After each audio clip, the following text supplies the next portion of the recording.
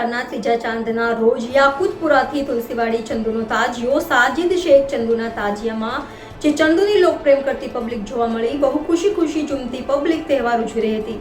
ચંદુ તાજિયામાં ન હતો પણ એની યાદો ગુનગુનાઈ રહી હતી. Reporter Ejaz Shaikh, NN news Vadodara. દર્શક મિત્રો, તમારી આસપાસ બની રહેલી અવનવી ઘટનાઓ વિશે જાણવા માટે NN ન્યૂઝને લાઈક કરો, શેર કરો, સબસ્ક્રાઇબ કરો અને બેલ આઇકન પ્રેસ કરો, જેથી આપને નોટિફિકેશન્સ મળતી રહે.